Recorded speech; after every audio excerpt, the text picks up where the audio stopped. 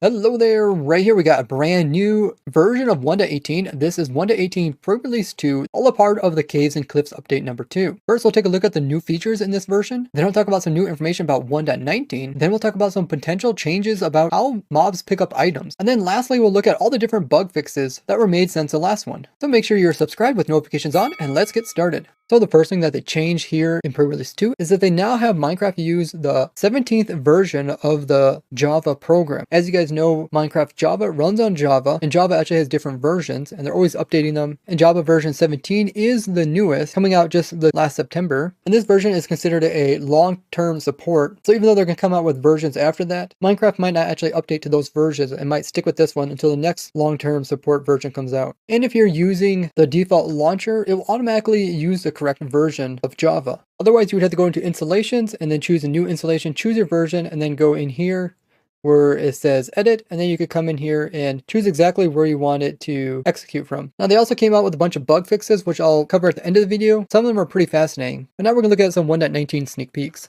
Minecraft also came out with their Ask Mojang, where the Mojang devs answer questions. And this one was mostly about 1.19. King B-Dogs answers, what is the lore behind the deep dark cities? These cities, they come from an ancient civilization, but and that is all the information he gives. That's kind of like a lot of things in Minecraft. We really don't know who sailed like the ships that are in the shipwrecks. The players can kind of make up their own stories behind it. And that's one thing that Minecraft have said in the past, that they want to give the players different objects and let them kind of create this story behind it. They also talk about the loot that is in the Deep Dark, and they explain that they don't want the loot to be too similar to other places that have chests and loot. So they want it to be unique, but they also don't want it to be just upgrade for like the most powerful armor or weapons. Instead, they want it to be specific items that can do really unique things that are useful into the game. So think of stuff maybe like a compass or a clock. These objects do things that are kind of small but are definitely useful. So knowing this, what items do you think they should put in the chest? These would be brand new items, of course, so you can make up something that you think would be useful to have in game. For me, I really like them to have a machine that can automatically break down like flowers into dyes, or bones into bone meal, or blaze rods into blaze powder. It's kind of a small thing, but it's actually really useful, especially in end game. It wouldn't be considered too OP like a complete auto crafting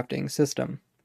The next thing they answer is, will the warden attack other mobs? And the answer is yes, so pretty much any mob would be attacked by these guys, sort of like the Zoglin. I think this is a really cool aspect, but I think on top of this, they should also add it so that the warden can also break blocks in its environment. Otherwise, a player can just like run through the maze of the end city and the warden wouldn't really be able to pathfind to get to him. So if the warden had some kind of ability to break like Deep Slate or their variants, it would make it pretty interesting and also more powerful than just this big lumbering creature. The next interesting question that they answer has to do with fireflies, asking will there be an ambient mob or will the player be able to collect them and interact with them? So for the fireflies, they do want things to interact with it. Obviously they want like the frogs to eat them, but they currently are just particles. They're not like entities with hitboxes. So this part is still under development. They would like players to interact with them, but they also have to be concerned about performance, because if you have tons of these guys going around, it would slow down your game. But as particles, the game can have thousands of particles and have no problem. So we'll have to wait and see how they do this in the game. They also explain why you use water bottles to make mud rather than just buckets of water, because obviously if you place a bucket of water on any dirt, it would convert everything to mud, which would be a big problem. My question is, would there be a more automated way of making mud? I did actually already make a mud farm if you guys seen my past videos, but it'd be cool if you can hook like a dispenser near this with some water bottles inside and then apply that to the block that's in front. Kind of like how glass bottles can pick up water and fill up water bottles, but this would just be the opposite. It'd be them dispensing the water. So I feel like it's very easily added into the game. What do you guys think about that?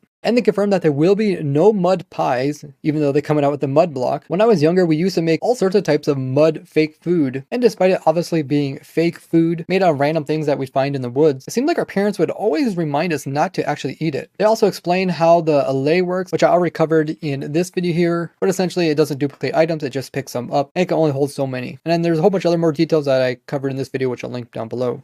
One of the Mojang devs, King B-Dogs, asked for feedback about how to deal with mobs that have persistence after the pick up an item. So example is a zombie picks up a seed that falls on the ground, and now that he's holding an item, the game will automatically not have him despawn. no matter how far he is away from the player. And these zombies also don't count to the mob cap, so new ones can be spawned in, those can pick up items, and this can keep going on and on and on. We had a similar problem like this in the past where when they introduced chicken jockeys, the chickens would lay eggs and then the zombies would pick them up and they'd never be able to despawn, and they just would build up over time. There'd be hundreds and hundreds of zombies. And that was a big problem I had in the past where I had to go into caves and clear out all these zombies, which are creating a lot of lag, especially inside of spawn chunks. Now this only occurs to zombies that have the pickup loot tag, which can almost be as high as 50% on hard difficulty. And they did try to combat this problem in the past. The chickens from the chicken jockeys don't actually lay eggs, and then when they came out with like glow squids, they made it so that zombies are unable to actually pick up the glow squid sack. But there's still cases where squid die and then they can pick up those and the same problem occurs. So because there just keeps coming out with new items and different ways that zombies can end up picking up these items, they want to kind of come out with a one-time fix that will solve this forever, rather than making special cases like baby piglins can't pick up leather and all the different weird bizarre cases. They want to make it so that zombies can only pick up items that are tagged as being dropped by the player. So if the player dropped it, it would be okay for the zombie to pick it up. They also said that this would apply to dispensers as well as droppers, so anything that comes out of these they would also be able to pick up. So they want to know if they add to this change, will this actually affect anything in the game? Now one case where we do use this is if you have a mob farm and you're having these mobs killed by player, you could drop them items during the process of transporting them to the player before he kills them. That way they no longer count to the mob cap and more of them can spawn in, making the farm slightly faster. Now I've used this in the past like in my old Wither Skeleton farm, but if they add it so that allows items that come out of dispensers and droppers to also work, then it wouldn't really affect that farm, because a lot of the items that you give to these guys, you end up sorting out again and then dropping back out with these. So where this could have an effect is inside of mob farms where the player is killing them. So they're sitting there for a while before the player actually kills them. And as some of them die, the other ones are going to pick up their items. And these aren't items that the player drops, but instead items that the previous dead mobs dropped. And they just automatically pick them. Now this is typically unintended in farms, but does occur. But what is even more likely to occur is that the mobs you kill have armor or weapons. And then when new zombies come in, they pick up those armor. I'm guessing this isn't going to change. Maybe armor and tools and weapons are considered differently than other items like the rotten flesh he's holding. Now these guys actually picking up the armor does cause some problems to the player. It does make them a little bit harder to kill, and they could have thorns on armor which could actually damage the player. But if your collection system doesn't pick up the items, the next zombie is just going to pick it up all over again, and the process kind of repeats. Now we do talk about zombies in this situation a lot because they are the few mobs that have nothing in their hand typically when they spawn in, so they're easy to give them items. But the can pick up item tag can occur to a lot of different mobs. In this case here I have a piglin, and I purposely gave this guy an item to pick up, that way he wouldn't despawn. Now with this change it wouldn't affect that. These guys would still not despawn as the item would be dropped as player means. In this case I actually gave this guy a sword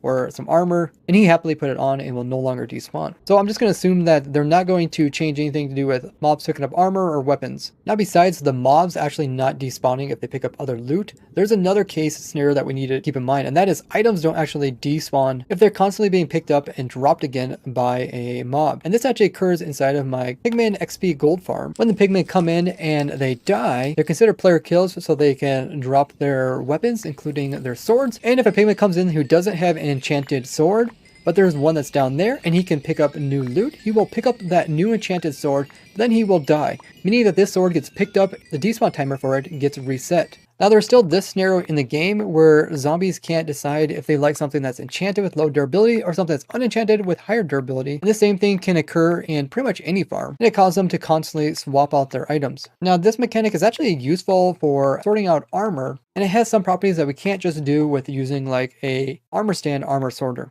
But there's other mobs besides a zombie that actually have by default being able to pick up items. And dolphins are one of them. They can pick up items. So I don't know how this is going to affect them, because they can pick up like kelp that just breaks off, or they can end up picking up like treasure. If you break a chest, they can pick some of that up. I'm not sure if they will change these guys' behavior, because I think it's kind of cool that these guys just randomly pick up stuff. Another thing to keep in mind is that when the player breaks a block, the block drops and isn't considered from the player. So I wonder if that's going to also affect like zombies. Another mob that does picking up items is the fox. And these guys just love picking up random items. Of course, if it's a food, then they'll end up eating it. And I think that's what's kind of cool about dolphins and foxes, is that they don't just pick up the player's items. They just find some random item that's in the area. Maybe a villager give you a hero of the village gift, and these guys would just come by and pick up that item. But if they did change it so that these guys can only pick up player items or ones from droppers or dispensers, it wouldn't be such a big deal. If you guys know of any different scenarios that this could affect, let me know down in the comments. Next, we're going to take a look at all the different bugs that got fixed by the Mojang developers since the last pre-release, and we'll see how this affects the gameplay. They finally came in and changed out the bottom minecarts. If you would look at them in spectator mode, you can see this old brown texture, and that was actually used way back in alpha when minecarts were used for storage. So now the bottom is gray. They changed out the texture that is behind a painting, as it is a wood type. It was actually a mirrored image of the existing wood texture. You can see the left is the painting and the right is the actual block. And now it looks like this. There was also a problem when goats would catch on fire, they wouldn't actually pathfind to water to put themselves out. Look at that guy go around. They resolved the issue when the game would place you into a new world. If they would choose like ocean biome, there'd be massive performance issues when loading up that world. There was a strange issue where in some worlds among some areas, the game wasn't putting in any passive mobs during natural generation. They fixed another problem where lava pockets were being generated inside of icebergs, producing these funny structures. With old chunks having mine shafts and the new caves underneath also producing mine shafts, there was a problem that the game was actually causing duplicates of the mine shaft, which is now resolved. In the last pre-release, structures that are supposed to spawn in special mobs like witches get produced in witch huts weren't actually occurring, so now once again it's working as normal. There was also a few bugs that occurred when upgrading your world, like this one where vines were being placed in the wrong directions when upgrading. Fences were also being placed in very oddly, look at all these stubs. And the same thing was happening with redstone. There's also this problem where old alpha worlds, when upgraded, were producing holes that were going all the way down to Y level 0, kind of like what we've seen with the generated fossils. And they fixed a problem where upgrade data in a chunk was not migrating to the new world height. There was still the problem that big dripstone structures were making their way out of the ground and above on the surface. There were still problems that the water and lava in caves wasn't updating. Also, chests weren't being in the correct state when updating worlds. Chunk borders were also cutting off of fossils, so they looked really strange. Ravines were still allowing water to be placed over top of them, making these weird water canopies. There was a problem that the allow server listing option wasn't saving, so if you would turn it on, it would just automatically turn off again next time, which has now been resolved. The majority of the bug fixes were actually a whole bunch of different types of spelling errors, people missing, as well as inconsistencies within the credits of Minecraft. This also included them adding back in the Explore, Dream, Discover quote into this. Server addresses were also showing that there was a connection fail during their server setup. And during these fails, it was actually leaking the IP of servers. They also fixed two different crashes. One of them would occur when loading new chunks in an upgraded world. The other one being if you would increase your world border beyond the 30 million point. There was a problem where old chunks would have one type of biome, like this is a desert up here, but the new caves as well as new blocks placed below Y level 0 would have a completely different biome. Now this is a bamboo jungle down here. Now they do want to have the new dripstone caves as well as lush caves be spawned in the old chunks, but in the new underground parts of it. But these could potentially cause problems, such as in the lush caves, these guys can produce axolotls as well as tropical fish in an area where typically there might not be any possibility of that occurring. So if you have like a farm that's up here in your world and then you get these new deeper chunks and you decide to move it down lower, you might have trouble with these new mobs spawning inside of it. Despite this whole thing being technically in an old area, and therefore Minecraft shouldn't really affect your game, but it actually is. There's also a problem where powered buttons or pressure plates or tripwire hooks would remain powered when updating old worlds to the new versions. Biomes that were having biome-specific mobs spawn in them were having drastically reduced rates of them spawning. So like taigas weren't actually producing any foxes. They also resolved this weird bug where if you're sprinting while flying and you hit a block, your whole screen would keep jittering like your player wants to keep sprinting forward. They also resolved this bug where water from old chunks weren't properly flowing into the new chunks. Check out this playlist to see rare and discontinued items and blocks throughout the version, or this one to learn about secrets in Minecraft. We recently reached 400,000 views on Twitch, which is just insane. Thanks to everybody who joins my streams. They're every Wednesday, Friday, Saturday, Sunday at 2 p.m. Eastern Time. And we're getting really close to 40,000 followers, so if you haven't already, hop on over there, the link below, and follow me. Thank you for all your support, and I will see you guys in the next one. Bye-bye!